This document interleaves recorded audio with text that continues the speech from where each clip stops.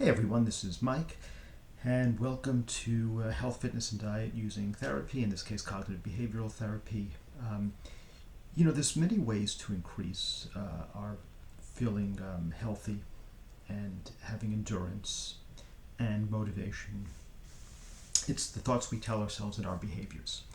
And of course, as I mentioned, motivation and procrastination are going to be a part of it, and I'm going to talk a little bit about that.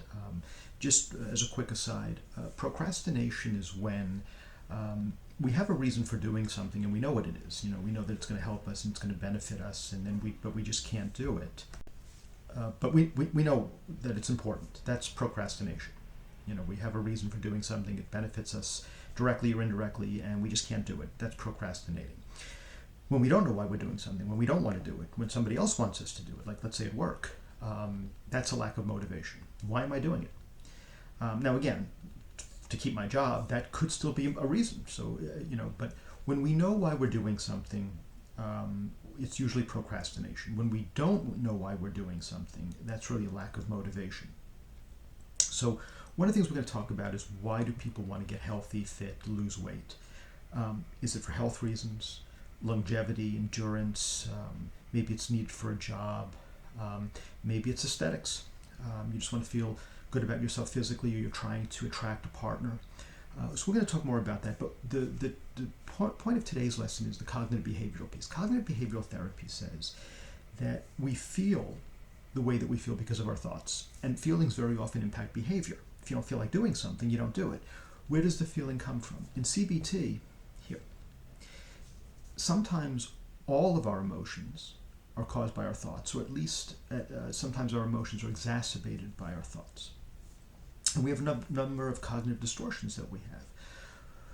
We, for example, in the cognitive behavioral therapy area of Rational-Emotive-Behavior therapy, REBT, which is a type of cognitive behavioral therapy, there are reasons. For example, we have certain demands. I should be doing this. I must have this.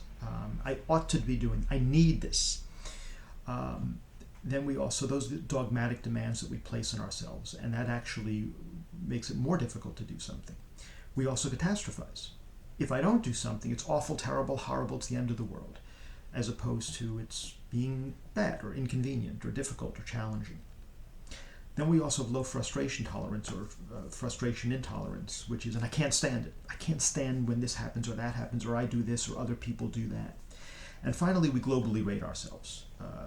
We consider ourselves, I'm a terrible person, I'm a failure, I'm weak, whatever it is. And even if certain aspects of our behavior aren't necessarily what we want it to be, that doesn't mean in our totality there's something wrong with us. We also engage in mind reading and fortune telling and labeling and self-blame. We call ourselves terrible things. If a person's overweight, or in some cases underweight, we call ourselves terrible things, and that doesn't do anything any good. So if someone says, I'm just completely overweight, I lose control, I'm obese, I'm fat, even more nasty words, I'm a pig, or something like that, that's not helpful. That is quite hurtful, and it doesn't do anyone any good. If someone says, "Oh, I'm a fat pig," what does that do other than make you feel bad? Now, on the other hand, if you said, "Okay, I'm a human being who is 30, 40, 50 pounds heavier than I want to be, even 100 pounds, even 200 pounds, but now you have a goal." But you're being more honest and direct. You're a human being who weighs a certain amount of pounds beyond what you want.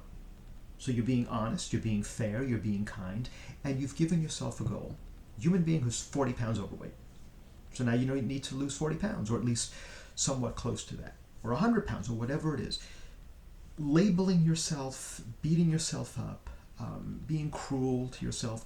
And very often, by the way, we would never talk to somebody else that way, the way we talk to ourselves. So CBT, cognitive behavioral therapy, and I just mentioned one version today, Rational-Emotive-Behavioral Therapy, created by Albert Ellis, but there's also CBT, founded by Aaron Beck, and several others that I'm going to be talking about, can be very, very helpful. I don't think any one thing is a panacea. You see in my videos, I talk about a variety of different therapies and counseling and coaching. I don't believe there's one the be-all to end-all. That's not the way I work, and I don't think that's the way the world works. But this can be a very, very helpful and useful tool for helping people achieve whatever health and fitness and exercise goals they have, and goals in life in any area. So I hope this was helpful. Obviously, again, in most videos, if you work with someone, you do it on an individual basis. I'm just giving broad information now, and you can certainly look up more information on your own. But I just want to present broad information on how to help you. I hope you found this helpful, and I will see you in the next video.